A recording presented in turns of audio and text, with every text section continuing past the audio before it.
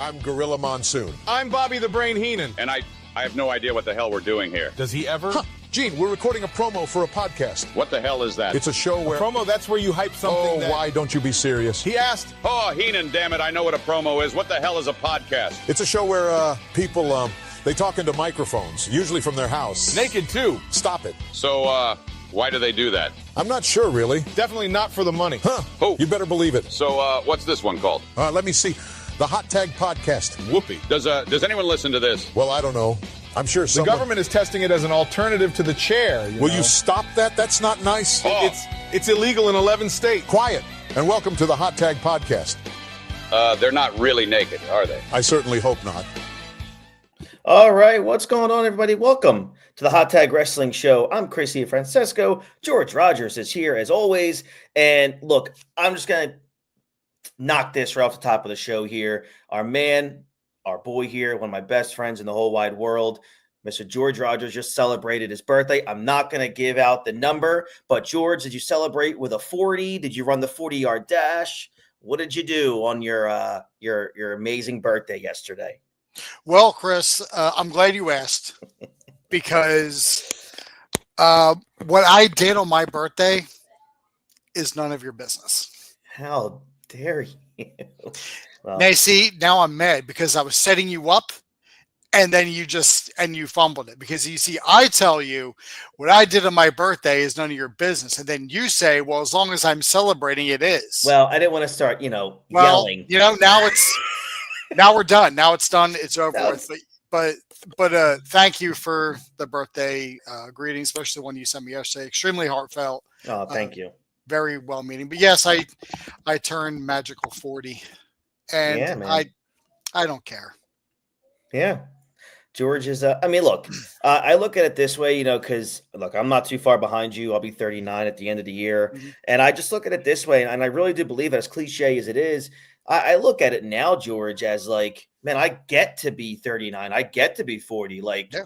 This world's so damn crazy, man, that it's great to be alive. And it's after the last, we'll say probably almost 2 years that I had, the Mhm. fact that I even hit this is kind of a blessing in of itself. Mhm. There he is. There he is. Holy moly, Paul Paroli, the unofficial That's a king of the t-shirt. nighttime world. That's awesome. One of my oldest friends, one of my longest friends. Like age or just how Well, no, long we're you've been the friends? same age, but like I've known him probably since '92, so we're going like all the way back. That's Back before geez. Nitro and Raw even had weekly shows. Yeah, that's right, man. That's right. No, Hey, man, they were still WCW on Saturday nights, though. Yeah, well, So we still had that. at 6:05 on the Superstation. Damn right. But that's awesome. Thank you very much, Paul, for tuning in. I hope you like what you're listening to. We got some incredible Monday night shows to talk about here tonight. You see, before we get into your, Paul and I, when we graduated high school, we both went to the same high school. We both graduated the same year in 2003. We rolled up to graduation in Paul's Dodge Dynasty, which we called the D Nasty. Nice. We rolled into that, windows down, blaring the Final Countdown by Europe. So Danielson, you stole it from us, and I think we deserve reparations, and we deserve our form of payment, maybe a thank you card, or at least. I'm sure Daniel Bryan and Tony Khan owe them money for using the song. You're damn right. Damn right they do. That's funny. We had express written permission from the band Oh. Europe themselves, There we go. as That's what I'm far as talking about. anyone knows. That's right. But that's terrific, man. But Paul, thank you very much. Paul says OG entrance theme. So I'm just gonna almost rip the Band-Aid off here because we talked about it last week, and I'm sure you heard heel turn promo number 2 this past Monday night or Monday afternoon again. Man, George, I'm just telling you, man. And I hate this. And, George understands, everyone, how much this almost ruins like my night just by saying this following sentence. I agree with Dave Meltzer's take on John Cena's heel turn so far. Look, Dave Meltzer is a worm to the wrestling business. He's a pile of trash to the wrestling business. But he's been watching wrestling religiously his whole, probably 50 years. He's wrong 98% of the time, and there are 2% of the time where he has good points. I don't mind, and I've said this before, and even Eric Bischoff has said this before. I don't mind when Dave Meltzer gives his opinion on something that happens, because that's fine. That's what we do here. It's when he makes up stories and makes up BS things that, he was told third, fourth, fifth hand by somebody that he was never there. But when he is just a columnist and he writes his opinion on certain things, sometimes he makes great points, and I'll always admit that. But it's just when he makes up rumors and makes up stories that aren't there. That's where he's just the worst thing for the wrestling business. But George, he was really spot on, because he kind of brought up what I brought up last week, and it carried over into the next week. We're getting into April now, because next Monday night, George, is his last television appearance until WrestleMania. So I'm just saying, man, I'm done with Cena as a heel. I don't think it's going to work. I don't think it was ever going to work, because it was almost DOA with the angle and the avenue that I think that they went, which we talked about last week. I'm not going to rehash it. You guys can go back to the archives and listen to that from last week. And then I think he doubled down on it again this week, and it just doesn't work. I don't think anybody cares. What's your take on it for week 2? If this was Cena just turning heel on his own accord, it might hit a little better. Mm-hmm. But for the fact that he's, partnered up with your buddy Dwayne, you're damn right he is. Since he's teamed up with Dwayne, we have heard zero from Dwayne. It's great, man. That's what's kind of helped. That's what's kind of hindering this, because we can at least. He doesn't have to show. I know, like, The Rock is busy. He's like one of the busiest men in Hollywood. I get it. I understand. But motherfucker, social media exists. Throw up a video, like throw up a 10-minute video on Twitter or Instagram, like you've been doing, or like you did this time last year.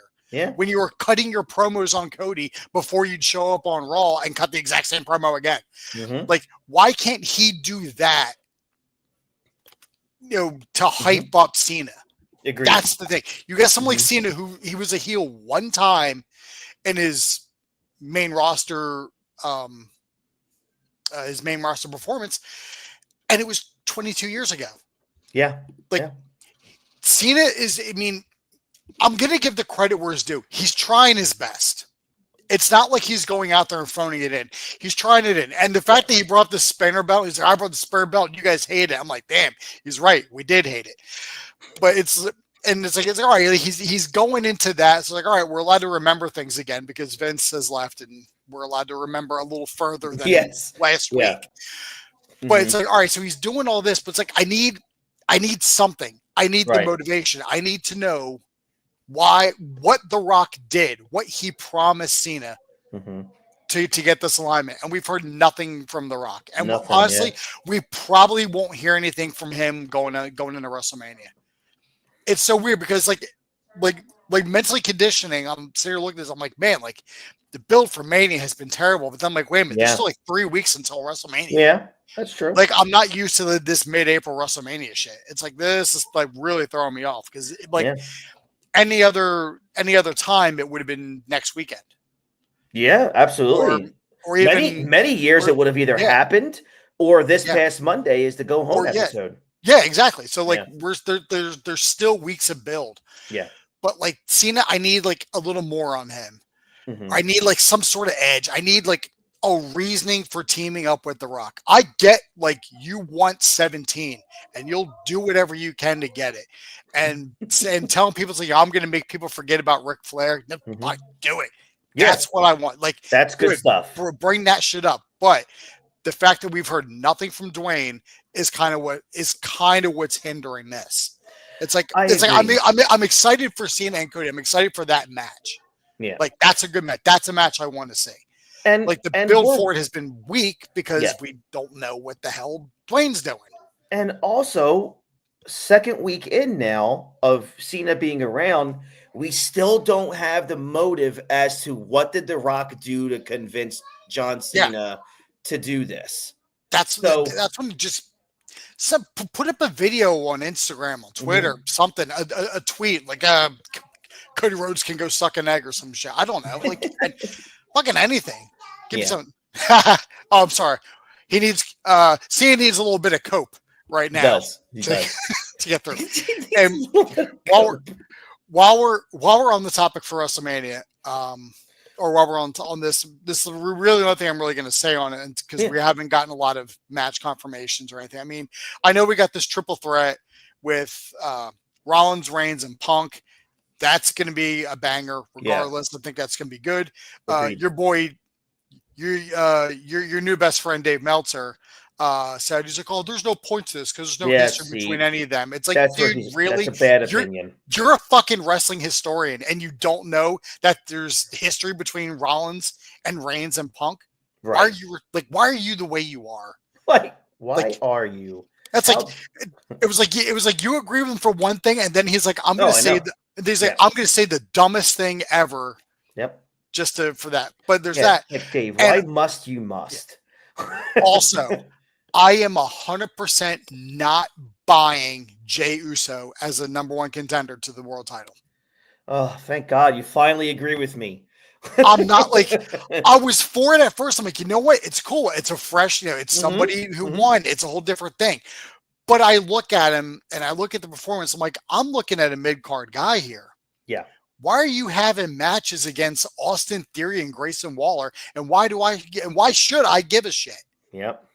I agree, why aren't you going after Ludwig Kaiser in this sort of scenario? Kaiser and Gunther are best friends. Why aren't you going after that?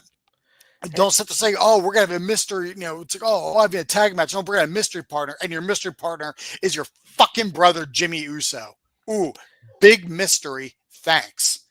Let me ask you this, and the way this build is going with Gunther or Jey Uso, like a lack thereof, really, I am starting to kind of believe that they might have Gunther retain. Gunther is, like in this build, Gunther has been looking really good. Yeah. That's the thing. It's like I look at it, I'm like, you know what? I don't think Jey Uso is going to win. It's like, because I'm looking at Gunther, I'm like, this dude, he looks like a champion. Mm-hmm. He's got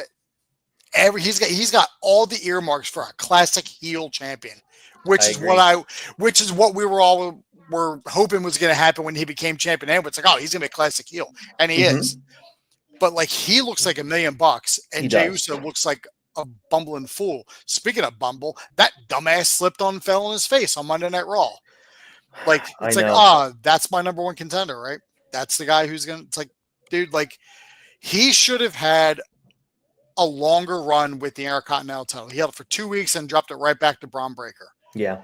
That could have been a feud right there. You could have had Jey Uso going into WrestleMania against Braun Breaker. Yep. Then you could have, in that match, Jey Uso comes out. He's got his dad Rikishi in his corner. Yep. Braun Breaker comes out. He's got Rick in his corner. Mm-hmm. Like there's history there. There's a story there. And it's just like, nah, let's put main event Jey Uso in the main event. It's like, after WrestleMania, let's not do that. Put him back with his brother, make him a tag team, because the solo run isn't really working. It's all super kick, spear, and splash. Yeah. And it sucks to say, and we've seen this before with brothers splitting up.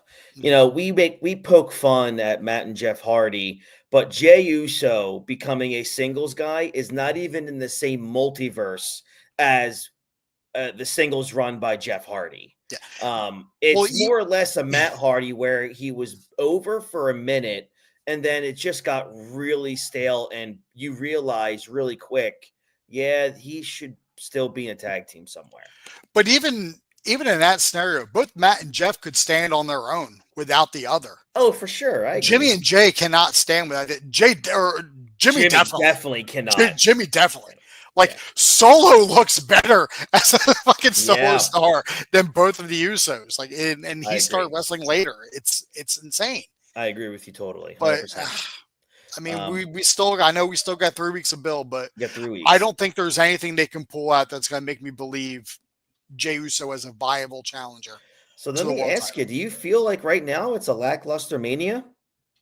The build, at least.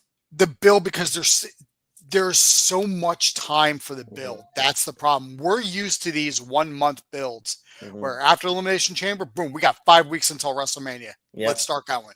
Like we had Elimination Chamber March 1st, then it's like a month, like almost 2 months later is WrestleMania. It's like, all right, so now we have to kind of slow build to it. I see where some of the matches are going, and I am excited for some of the matches. Like I said, the triple threat between Rollins, Punk, and Reigns, I think that's going to be good. Yeah, it's going to be awesome. I think Cena Cody is going to be a great match. Regardless, it looks like they're probably going to do a multi-man for the Intercontinental title, which is fine. Give me more Braun Breaker. I don't even give a shit. Dude's a beast. We're probably going to have a triple threat for the women's world title with Bianca, Io, and Rhea, which that has the possibility of being probably the best match of the event. Hands down. I agree with you totally. Logan Paul, AJ Styles, I give less than a shit because AJ Styles should win and it should be a squash match in 30 seconds. I'm sure Paul's going to go over. I hope not, but we'll see. So we still got another 3 weeks or so to build towards Mania. We'll talk more about it as the weeks go on. But let's get to the reason we are here, ladies and gentlemen, and that is to cover Monday Nitro versus Monday Night Raw from February 26th, 1996. We are this is a final Monday Night War of February, George. We're getting into March. A lot of interesting stuff coming down, but let's talk about a little bit why we're here. I know you're going to have some fun things to say about Nitro this week, which I can't wait. This is I love getting I always know when George is watching the show. Fun is is an interesting word to use. It's just my favorite because it's like I always know when George is watching the shows because I'll get these great messages and I'm like, oh, he's watching Raw and Nitro. It's really good. All right, we're gonna start with Monday Nitro this week. We are live from Knoxville, Tennessee. Your host, as always, up to right now is Eric Bischoff, Mongo McMichael, and Bobby the Brain Heenan. We're shortly after Super Brawl here. Flair is once again world champion. And apparently Brutus Beefcake has changed identities again. This time he's the booty man, which we just talked about last week. But in a Russo-like twist, it's not even a real babyface turn because he was a spy all along. Just so bad. Bad. This is like Donnie Brasco for idiots. I'm gonna fucking wait. I'm gonna wait. Yeah, just wait. We get to the match. Just wait till we just hold it off. Because we have a banger to start things off with. Big Bubba Rogers versus Sting. Just in case you were planning on changing the channel, Eric Bischoff quickly runs down the results of the taped Monday Night Raw. And look, it's a pretty wretched Raw, but Bischoff lets you know pretty quickly how bad it is. But still, we get to the match. It doesn't make this show look any better, though. It definitely does not. This match went about 7 minutes, pretty boring. It's not as bad as Raw's main event, but not much different. Not that far off. What was your thought here, man? What was your thought overall of Big Bubba in WCW? I still thought the guy could work well, but character sucked. Everyone knew he was a big boss man. They didn't put him in a good spot most of the time. What was your thoughts on Big Bubba and this match? He's always been good in the ring, so I'm not going to criticize Ray Traylor for his in-ring work because as big men go, he could move with the best of them. For sure, very much so. But why do I give a shit about Big Bubba Rogers? I agree, man. He hasn't been on Nitro in months. Mm-hmm. Why do I care now? Why do I give a shit that he's going to face Sting? It's clearly a squash match for Sting. But here's the thing. Do you know what we were screwed out of? There was a dark match that was Johnny B. Bad versus Diamond Dallas Page for the television title. Why is that a dark match? Why am I not seeing this on TV? No, I gotta see fucking Big Bubba Rogers and Sting in an obvious. No, he did not. I gotta see this shit in Such a great reference. And an obvious like Sting is gonna go over match because we haven't seen Big Bubba. Yeah, and he's still doing like the Blues Brothers gimmick, but it's just him. Yep. Like, I know, like, we're not too far away from him, like, joining the NWO and then getting kicked out and then having him being called the Guardian Angel for a few months before he eventually goes back to WWE and becomes Big Boss Man and kind of gets a revival there. Yeah. But it's like, dude, like, this is like, it's not working here. Why am I not seeing Sting against Alex Wright? Why am I not getting Sting versus Eddie Guerrero? They keep talking about all the things that they do for younger talent. And like how they're, we're doing so much for younger wrestlers, but why am I not seeing them? No, you're doing so much, but why am I not seeing them? Why am I seeing Big Boss Man? Why am I seeing fucking Road Warriors stiff shot and everybody? Like, you talk about the young talent, but I'm not seeing any of it. Yeah. Like as soon as I saw he was Sting versus Big Bubba, I was like, well, I know who's winning this. Like it was a hands down, like we know who's gonna win. You know exactly what's going on. Just like later on, we get Lex Luger and the Renegade. I mean, we know what's going on. But before we get to that, you asked for the Road Warriors. You shall receive. I also asked for a Mean Gene rant promo, and I guess I got that too. Yeah, Mean Gene has a word with Sting and Luger. But the Road Warriors interrupt on behalf of the other teams and the world champions of wrestling. And that was, of course, that was Animal who stumbled on that line. I picked it up, and normally I would be like, "Oh, that's Hawk." Oh no, that was Animal this time. This is why they had Paul Ellering, because both of these guys are not masters of the English language. Like they're masters of other things, other debaucheries. Luger declares that they're not scared of the Road Warriors while carrying both belts and hiding behind Sting. Sting is dubious that Luger is part of the Chicago is from that part of Chicago that would allow him to compete with the Warriors in a Chicago street fight. But that's pretty underrated act that they were as a tag team. In my opinion, I do think Luger and Sting, if they wouldn't constantly, just flip-flop Luger. I actually liked Luger and Sting because, one, they were best friends in real life, and they just had good chemistry together. But still, it doesn't matter. At this point in 96, Bischoff just could care less what he was. He just wanted to mess around with Luger's character week in and week out, and we'll keep talking about this for years on this show as we keep reviewing. Luger accepts the challenge for a Chicago street fight, then waits until the Warriors leave and asks for clarification on what the match actually involves. It was so funny. This is the exact kind of stuff that they're like, that kind of stuff they're constantly trying, like, for now, but they end up like over scripting into 20-minute promos about business meetings and stuff. It's like, yeah, I accept this match. Oh, cameras are still on. I'm still going to say, oh, what's this match about? If you're Mean Gene, a pro's pro, like, what are you thinking in this moment? Like, what am I doing here? If I'm Mean Gene, all I'm thinking about is getting backstage and refilling that glass with a little bit of Johnny Walker Blue Label, because that's the only way you're getting through that shit. Yeah, because it was bad all over. It's like, oh, I'm from Chicago, but you're not from the same street as Chicago we're from. Listen, all of Chicago is bad. Everybody will fucking tell you that. Yeah, and Chicago is also gigantic. Yeah, massive. The Luger's from like the same street that like the Winslows live on, and the Road Warriors are like hanging out down by fucking Comerica Park where the White Sox are playing, where you're not supposed to go when the streetlights come on. Well, Luger will. Yeah, because he doesn't know what a street fight is. What's a street fight? I agreed to it, but I don't know what it is. It's like, Yeah.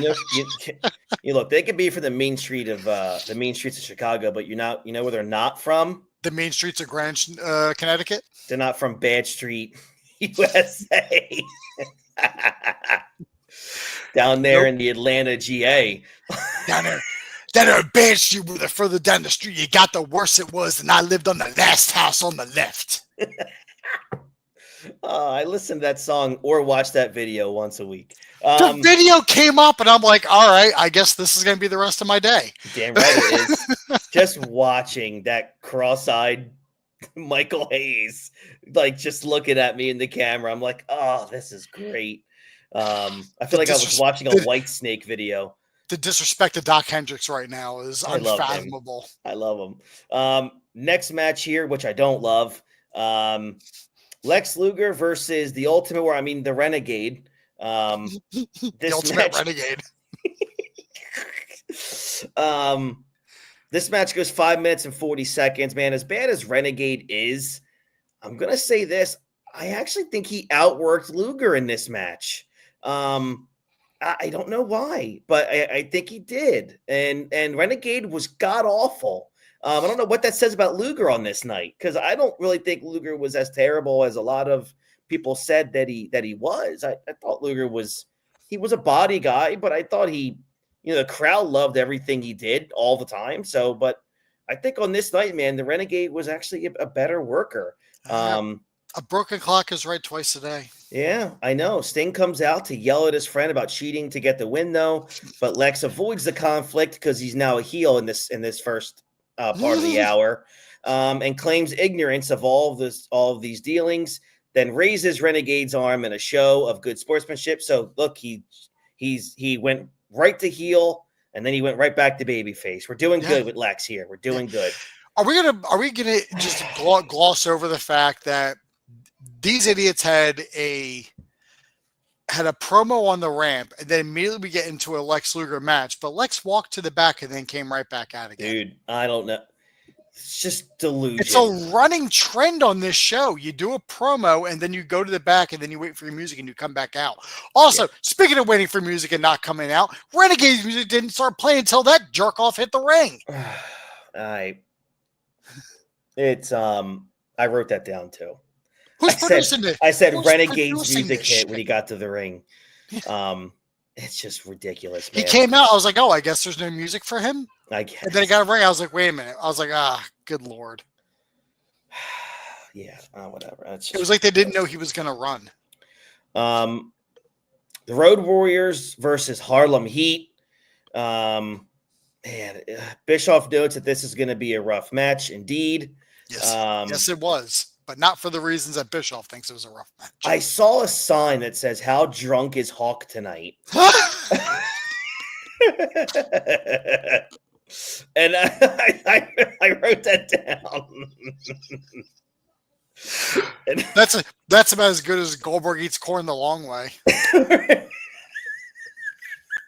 That's like one of the great. That's the Hall of Fame. That should be at WWE World when they do WrestleMania weekend. Yeah, that's be there. It'll be in the Hall of Fame right next to the "I'd rather be in China" sign and the "Who booked this crap" sign. Oh man, it's incredible. What was your thoughts on this one, man? This went 8 minutes. Road Warriors got the pin. It was very weird. The crowd was very into Legion of Doom here, like the whole way through. And then I feel like they suddenly just turned on them when they cheated the win. I didn't think it was a bad match really at all. I mean, basically because Harlem Heat controlled most of the match. Yeah. But the crowd, man, just weird. They were all for the Road Warriors, man, in the very beginning, and then completely just turned around. Your thoughts of the match? It wasn't bad. I mean, kudos to Booker T, man. Booker T, even right here in '96, is just amazing. It was a good match. It could have been a lot. It could have been a lot better. But you do have two guys in Stevie Ray and Booker T who know how to control a match and know the inner workings of how to make a match look good and like how to make somebody look good and sell appropriately. So they were doing their part. What really threw me off and confused me during this was the fact that before this nonsense, and we had this shit on the ramp. Yeah. That was already a set in stone match that the Road Warriors were going to face Sting and Lex Luger, Chicago Street Fight for the WCW tag team titles. Mm-hmm. And then all of a sudden, halfway through this match, Bischoff's like, oh, we got confirmation. This match is to be number one contender. It's like, but we already know the other match is happening. Why are you putting a hat on a hat? This could have just been a tag match to put over the Road Warriors. You got to be like, oh, well, it's a number one contenders match. But we already know that the Warriors challenged the other guys and Luger accepted. Mm-hmm. Yep. Once again, I go back to the production of this show is just bad. Well, it's also, with WCW from the start all the way to its bitter, unfortunate end, the left hand doesn't know what the right hand's doing. Yeah. At all. And it's really, really sad. But okay, let's just get to the main event here before we get to Monday Night Raw.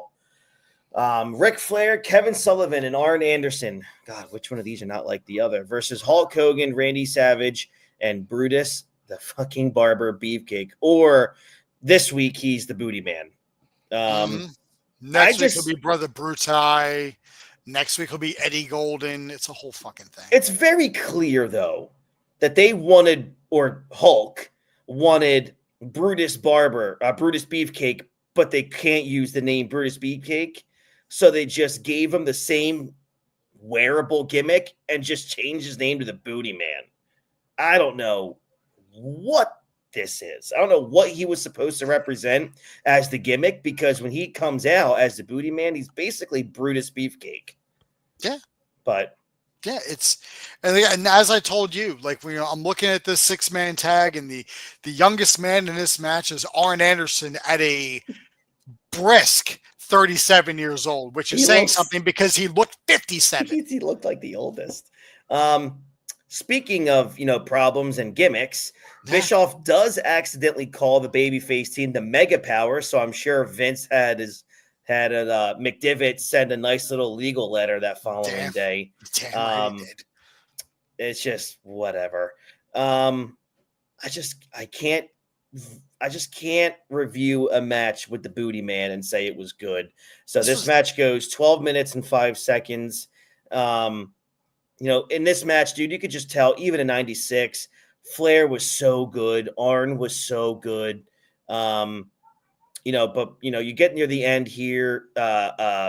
Savage is getting beat on, but he gets the hot tag to the Booty Man, and then Hulk finishes Arn Anderson with that vicious leg drop. Nobody has ever given a hot tag to fucking Brutus Beefcake.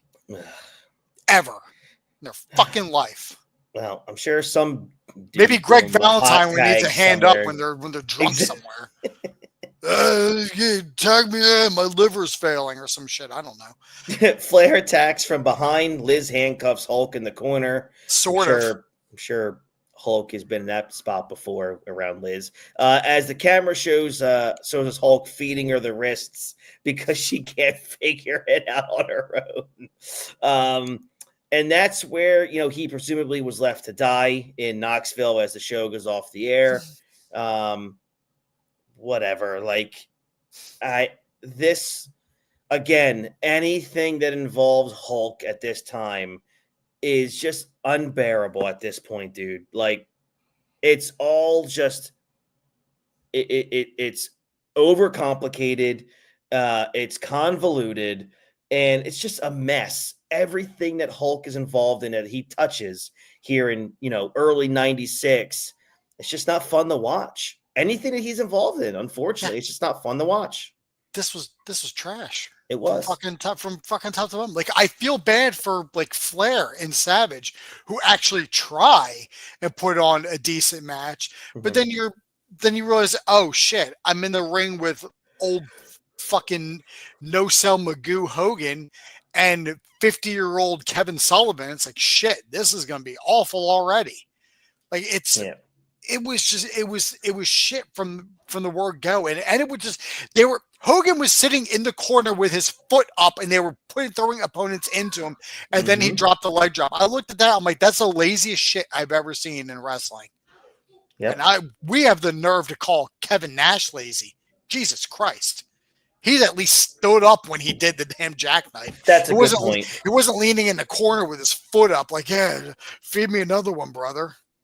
I'm a little tired today.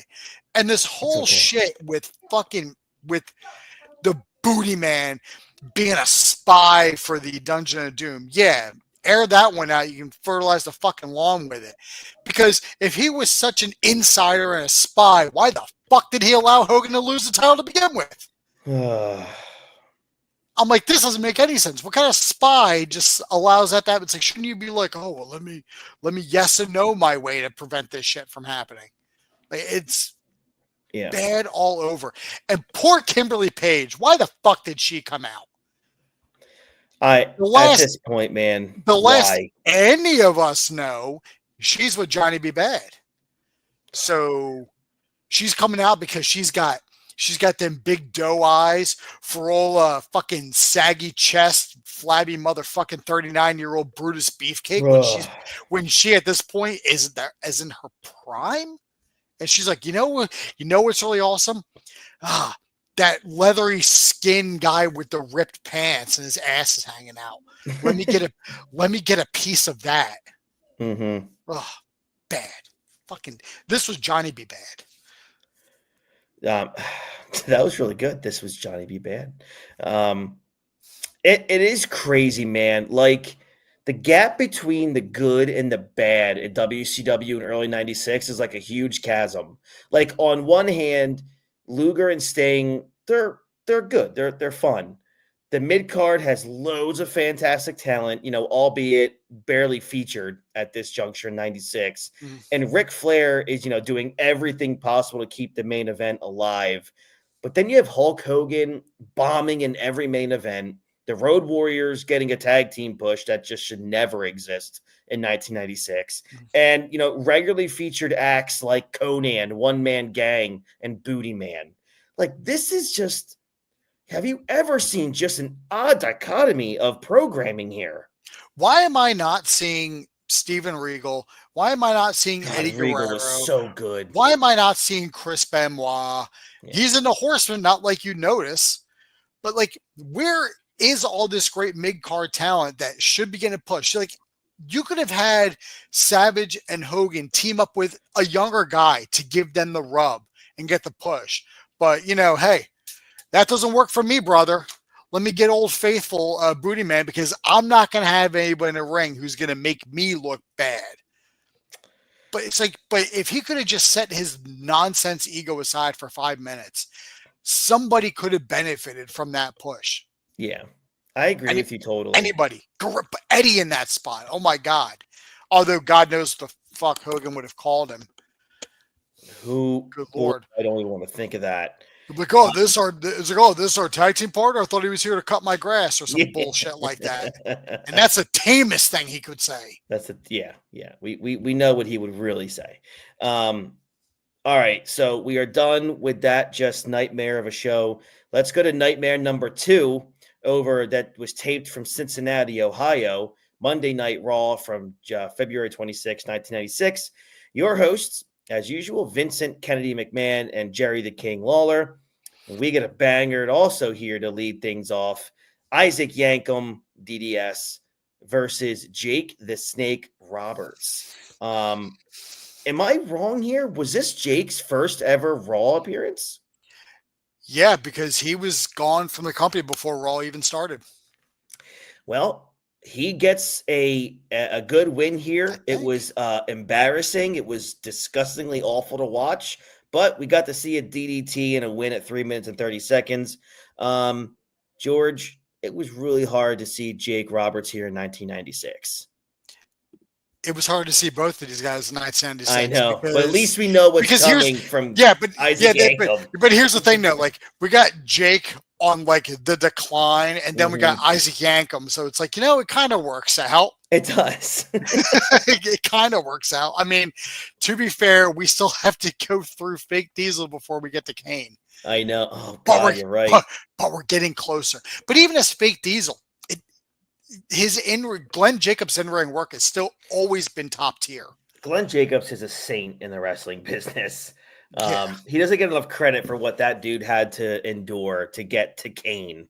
We get a promo here of the Ultimate Warrior returning at WrestleMania. By the way, ladies and gentlemen, we are on the full go here towards WrestleMania 12, which obviously we'll probably cover at some point. Next match here is Diesel versus Bob Holly. Why this isn't the main event, I don't know, because it's I thought this would be the main event anywhere.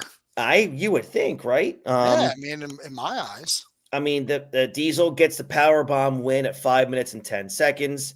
I'm not sure why the WWF would edit like 2 minutes out of this 5-minute match because of commercial breaks. It's kind of a real shady thing to do to Diesel, who's one of your most over acts. He's definitely more over than anybody in your main event. Look, Kevin Nash has never drawn a dime in the business, in my opinion, but on this show, he is more over than Yoko, Owen, and British Bulldog. Well, I mean, yeah, we need a commercial for Silk Stockings and Pacific Blue, and for the Tyco Racer that if it flipped upside down would still go because the wheels were big enough. Damn right. Remember? Yeah, I mean, we were getting top quality shit back then. So how dare Diesel and Bob Holly interrupt those commercials? Diesel, who's feeling much more confident, but Undertaker appears in the ring and then vanishes when Diesel goes to chase him. God, man. Classic Taker. Classic Taker stuff. Just good shit, pal. Just great. We get to the next match, this match gets a more prime spot than Diesel. Ahmed Johnson versus Shinobi. -5 stars. Oh, God, you are polite. I mean, this is over in a minute 50. Yeah, dude, this is bad. Just bad. I mean, poor fucking Al Snow. God damn. Yeah, somebody had it out for that guy. That all the guy wanted was some head, and he's out here being Shinobi. And he knew that's what everybody wanted. That's all. Yeah, he knew that's what everybody wants. That's what everybody needs. Just so bad. Mankind is still talking to rats here in a dungeon somewhere in this vignette. Leave my boy alone. I mean, the Observer does note that this is a real pet rat trained by Jim Cornette. My man. Shawn Michaels joins us, and Jerry Lawler screams about how he's getting the biggest reaction since the Beatles. Okay. When clearly fans aren't reacting. Bret Hart also comes out, and they do a mutual respect interview. Yeah, okay. Which goes nowhere. Shocking because they really hate each other. Roddy Piper comes out, chastises the crowd for booing both guys, and announces that we have our WrestleMania main event and what the stipulation is going to be. It's a 60-minute Iron Man match headlining WrestleMania 12 in Anaheim. Pretty iconic, moment here, George. Like, we've seen the video of this promo for years and years and years. What was your thoughts on seeing it for the first time? Probably in a row, in order here. Yeah, it's a damn good in-ring segment. Probably one of the best. I mean, I'm not gonna give it like a top. I'm not gonna give it like a top 10 in-ring segment, but it's definitely one of the most memorable. Probably the most memorable of this era, of this new generation era. I agree. And it's once again, the Iron Man match is the first time we're seeing it, at the very least in WWF. I don't know if it was done in territories. But this is the first time we're seeing it, and we're getting Brett, we're getting Shawn. I mean, in '96, we didn't know how good we were actually getting it. Yeah. We know now, hindsight, it's like, damn, like they gave us this. Mm-hmm. Like, absolutely. We know like Brett and Shawn like viscerally hated each other, but when they could put their shit aside and work, we got it was magic every time. Totally agree. I really liked it. I liked the addition of Roddy Piper, who, crazy enough, like shortly right after this, he's on Nitro. Like, we're seeing him with WCW. So it was 1996 and 97 were a hell of a couple years here for Roddy Piper coming up. now we get to the main event. Yokozuna versus Owen Hart and British Bulldog. Yoko manages to fight off both heels.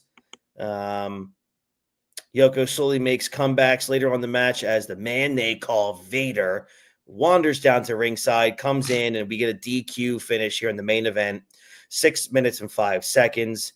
This is just brutal to watch. Ahmed and Jake make the save, which sets up their 6-man match at WrestleMania. Yay! That'll put butts in seats. Vince is still selling it as Vader and versus Yokozuna. However, plans change, pal.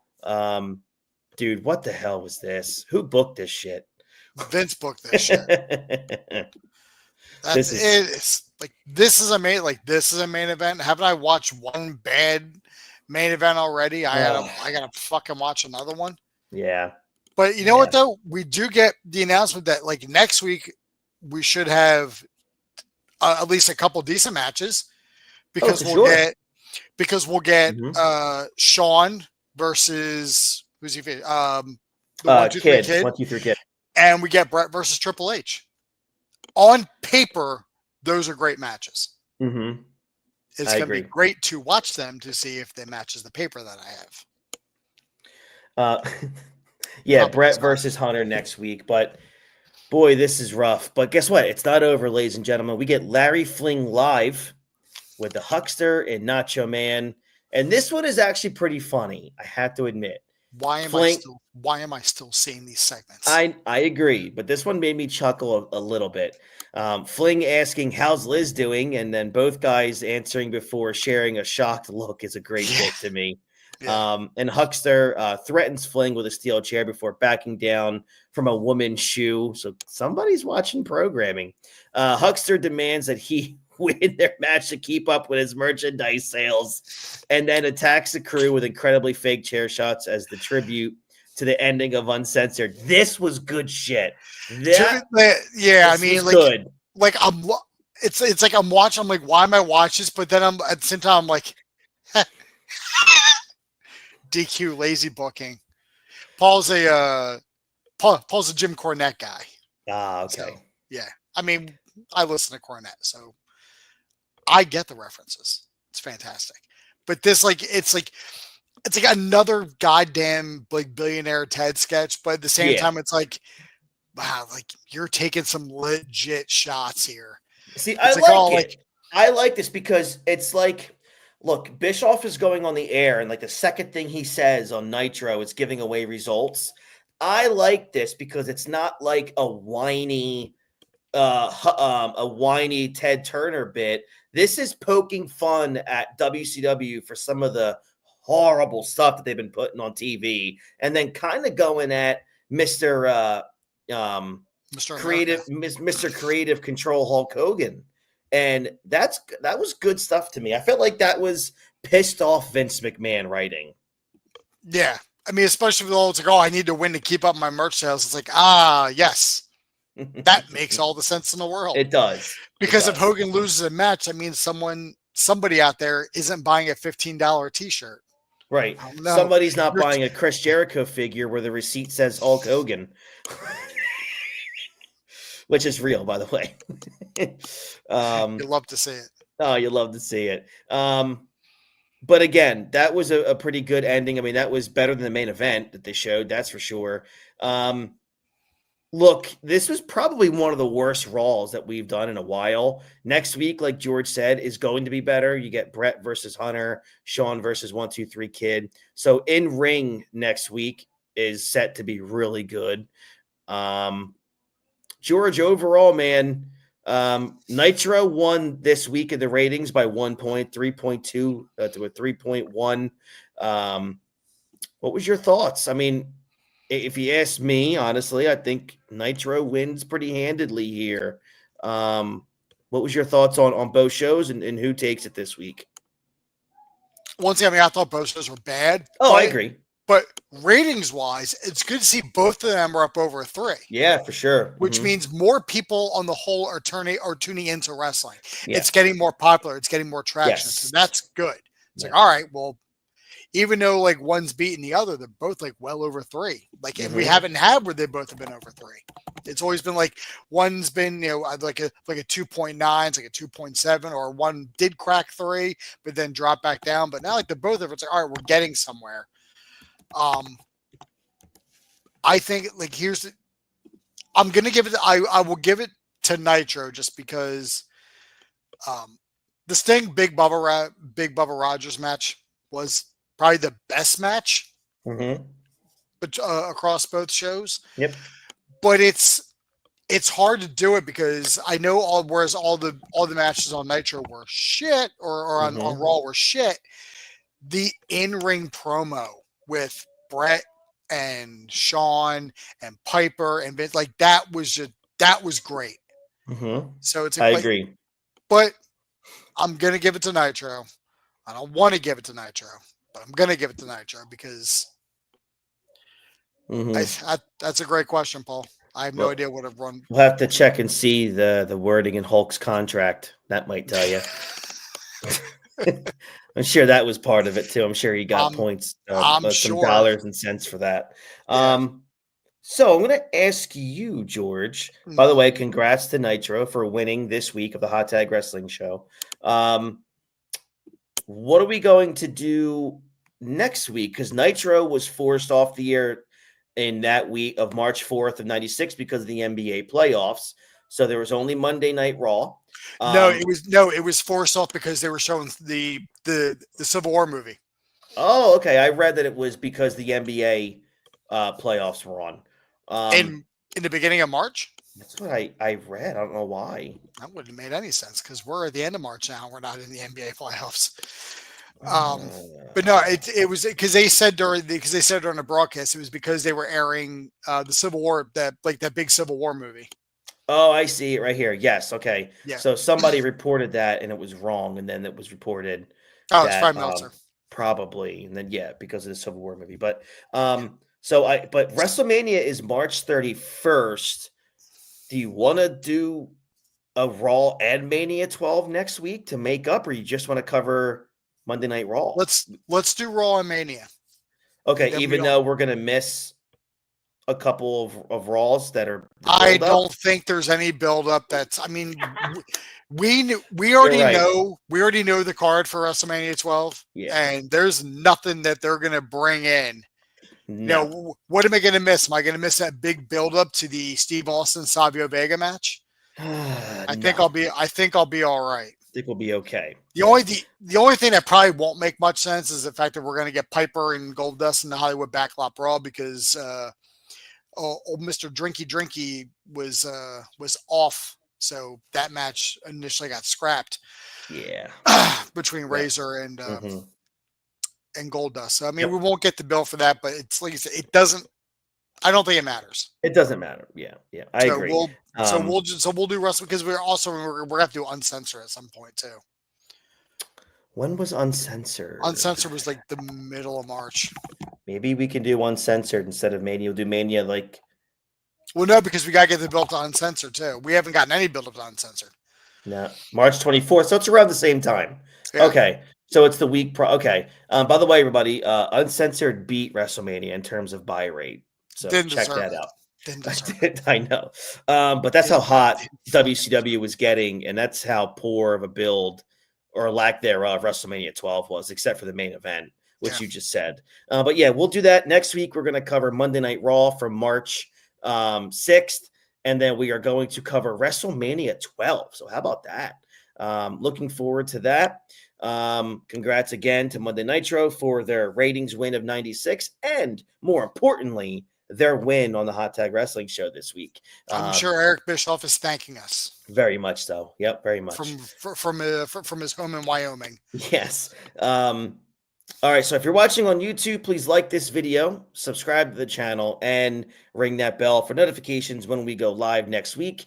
Again, programming note for next week, there was no Monday Nitro on March 4th, 1996. So we are going to cover Monday Night Raw there, and then we're going to go right into our review of WrestleMania 12. So we're excited to cover that. All right, so for George Rogers, I'm Chris Francesco. and we'll catch you guys down the road. Have a great rest of your week and weekend, everybody. Take care. Bye-bye.